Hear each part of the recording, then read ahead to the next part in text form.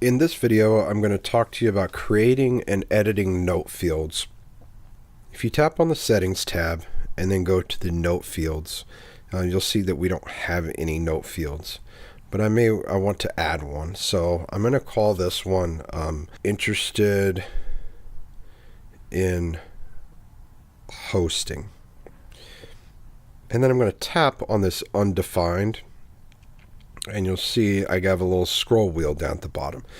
So I'm going to set it to be a check mark, and that's it. So I've added a note field. So now if we go back to our parties and I go back to my test group, so I'm going to add a note to Laura, and you'll see now there's an interested in hosting.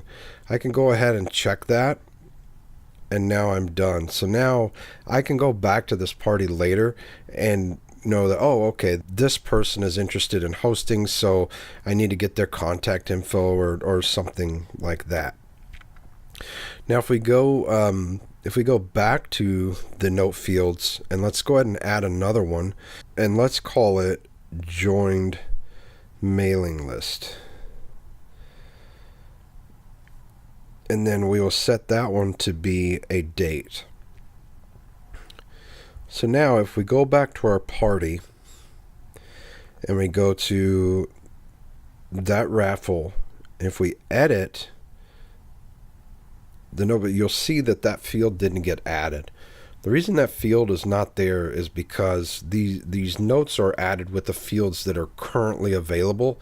So if you want that field to be added, then the easiest way to do it is just to delete this note. Then we'll go back and we'll go ahead and add the note. Now it's there, so we'll go ahead and say that person was interested in hosting and they joined the mailing list on Christmas.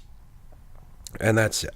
So now the note is there, and we can go back and see that information when we're viewing the party later. There is the note types that we have. There's an on-off, a check mark, which is kind of the same as an on-off. You just may want to see it laid out a little differently, and then a date. And of course, by default, all notes have this notes field that you could manually type information in. Notes are very powerful, and can hopefully help you keep track of a lot of data during your parties. Thanks.